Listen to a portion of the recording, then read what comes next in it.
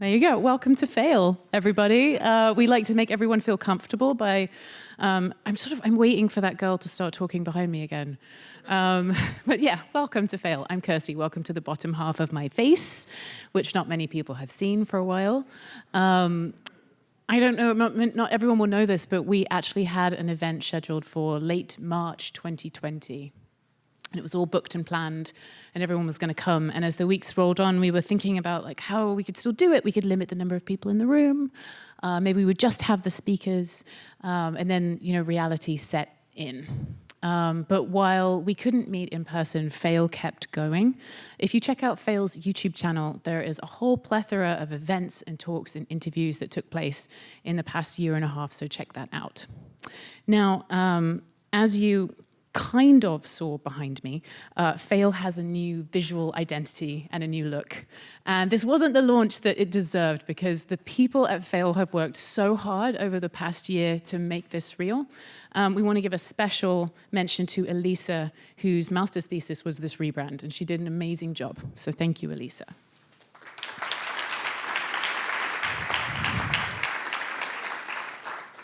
So while Fail has a new face, the meaning of what Fail is has not changed at all.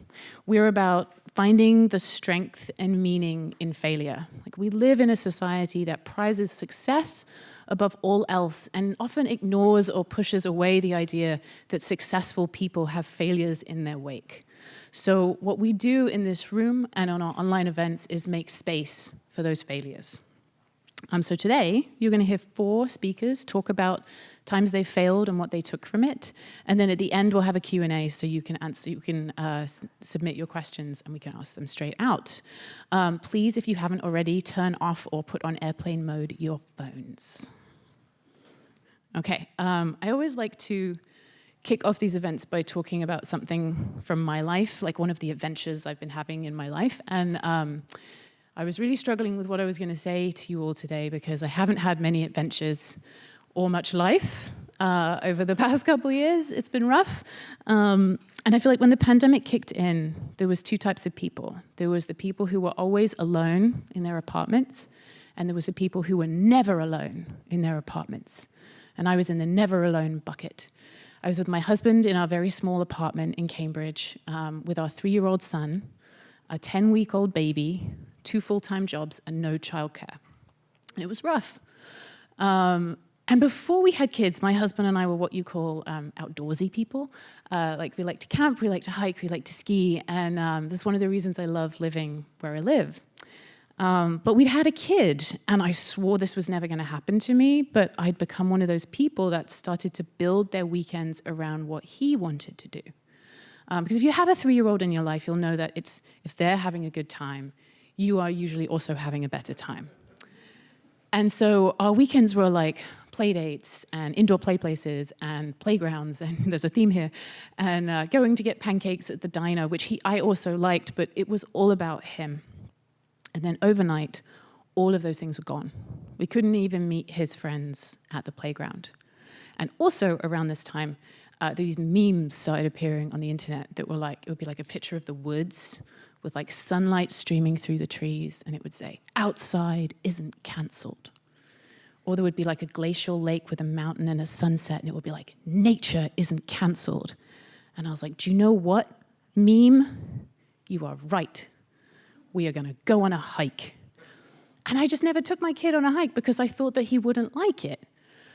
And so we set off and we go to the Middlesex Fells. It's April. It's still really cold. And we wrap everyone up in like hats and gloves and scarves, and we set off on this walk. And do you know what? He hated it. He hated it. He hated every minute of it. He whined and he was annoying, and like he lay in the dirt and he kicked his feet and he wanted snacks, and it was a total failure. It was miserable. I've always gone for the path of least resistance with him, and this was not it. And we get back in the car, and everyone is cold and tired and grumpy, and we go home, and it was just a miserable day. And then something else happened. Over the next few days, I realized, I feel better. I really took something from that walk in the woods. It didn't matter that someone was yelling about Cheez-Its the time we were in the woods. Like, I was in the woods, And so I announced that we are going to go for a hike every weekend. The other thing the pandemic brought out for me was what I like to call 18th century thrills. It's where you start to appreciate things that you took for granted before. Like if you imagine like a Jane Austen 1790s novel kind of thing, like people would walk down the street and they'd bump into someone they'd know and they'd be genuinely thrilled to see them, like because you didn't see that many people around. And that's how it was with my neighbors. Like I would bump into them on the street and we would greet each other as if we just crossed an ocean. Like, oh my God, so good to see you. How are you holding up? Like it felt special and I took joy in it. And here's the thing about nature, it's full of 18th century thrills. And so over the next 6 or 7 weeks, we go hiking every weekend, and there's a lot of whining. But I also see the seasons start to change. I see tadpoles grow legs. I see leaves come out. I see flowers bloom. And on one particularly magical day, I see a duck with like this little row of ducklings behind her, and the sun is like glinting off the pond that she's swimming in, and it was majestic. And so another Saturday rolls around. We pack up the car, we drive to a state park. There's a lot of whining on the way. And by this point, we're like well-oiled machines at hiking with 2 kids. Like I strap on the baby, and I take off down the path, and my husband's just locking the car behind me. And then all of a sudden, out of nowhere, there is this whoosh, goes past me. And it's this blur of purple. And it's my son in his purple jacket.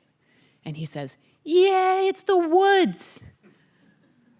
And we had the most amazing day. We found worms, we found bugs, we raced down the path together.